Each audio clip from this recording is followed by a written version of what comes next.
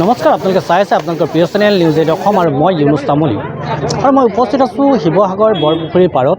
আৰু শিৱসাগৰ বৰপুখুৰীৰ পাৰত পৰ্যটন বিভাগৰ এক ব্যতিক্ৰমী পদক্ষেপ বুলি ক'ব লাগিব যে প্ৰত্যেকেই জানে শিৱসাগৰত ঐতিহাসিক বহু সম্বল আছে, যিবোৰ সম্বল হয়তো বহু মানুহে নাজানে।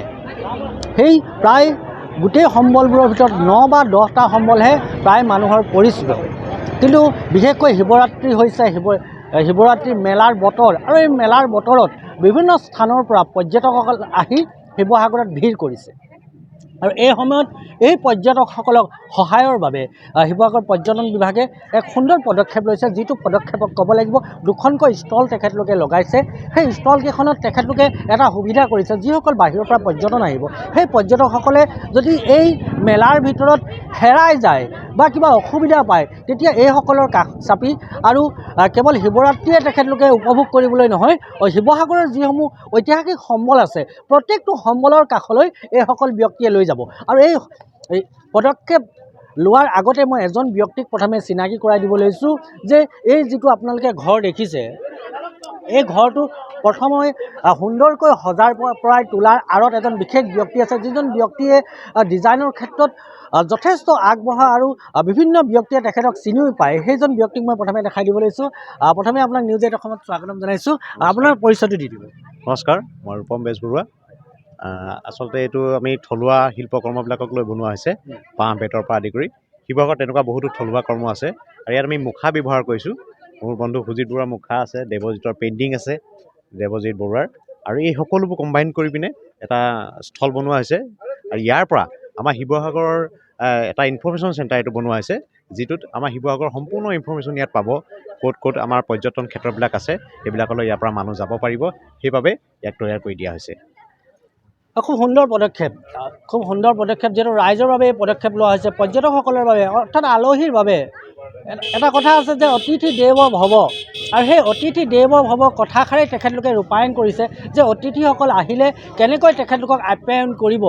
কিয়নো বিভিন্ন স্থানৰ পৰা অতিথিসকল আহে, অতিথিসকল আহি যাতে শিৱসাগৰত বিমূৰ নহয় যে ক'ত যাম, কি কৰিম, এনে স্থলত দেখা যায়। যিহেতু শিৱসাগৰত মই আগতো কৈছোঁ যে পুনৰ ক'ম যে ঐতিহাসিক শিৱসাগৰত চাবলগীয়া বহু সম্বল আছে, এই সম্বলবিলাক সেই পৰ্যটনসকলে চিনি নাপায়। গতিকে এইসকলে এই শিৱৰাত্ৰিৰ বতৰতে যিহেতু বিভিন্ন স্থানৰ পৰা পৰ্যটকসকল আহিব, সেইসকলক সহায়ৰ বাবে তেখেতলোকে নিজে ওলাই আহিছে। খুব এক সুন্দৰ পদক্ষেপ। প্ৰথমে আপোনালোকক ধন্যবাদ জ্ঞাপন কৰিছোঁ এনেকুৱা এটা পদক্ষেপ, আদৰণীয় পদক্ষেপৰ বাবে।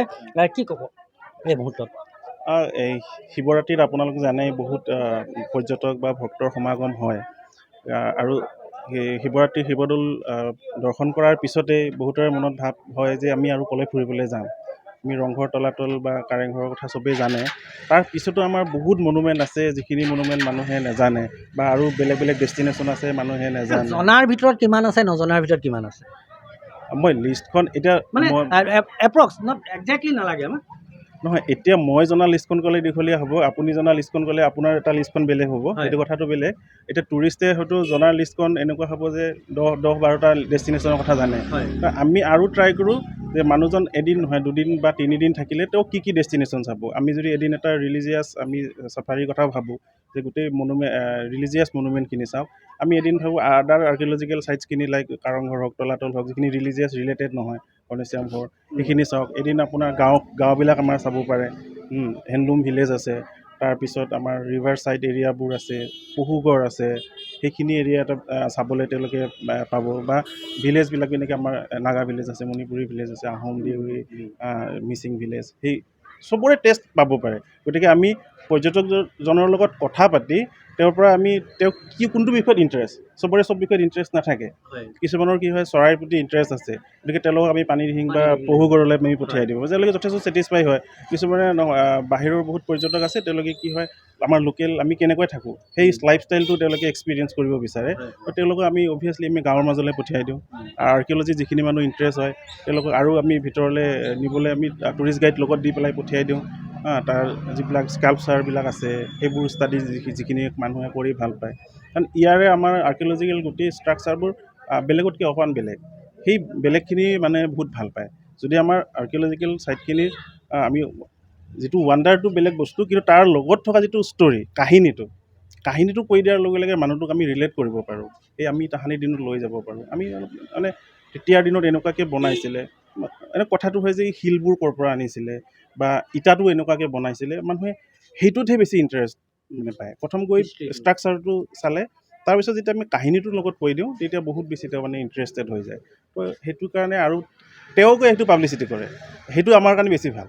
মাউথ টু মাউথ পাব্লিচিটি হ'লে বস্তু পৰ্যটকে ইয়াতে চাই গৈ তেওঁ যদি আৰু 10জনক কয় তেতিয়া তেওঁলোকে পতিয়ন যায়, কাৰণ তেওঁৰ চিনাকি মানুহ এজনে তেওঁক কয় কথাটো, সেইটো কথা। আৰু যিহেতু আমাৰ অপৰূপ অসম, আমি লেচাৰ নন ডেষ্টিনেশ্যন, কম যিবিলাক অলপ মানুহে কমকৈ জানে ডেষ্টিনেশ্যনবোৰ, সেইবোৰকো আমি এইবাৰ প্ৰমোট কৰি আছোঁ এটা থিম লৈ পেলাই। তো আমাৰ 2টা ষ্টল আছে, এটা আমি ইয়াতে বনাইছোঁ আমাৰ অফিচৰ ফ্ৰণ্টত, আৰু এটা শিৱদৌলৰ ফ্ৰণ্টত বনাইছোঁ।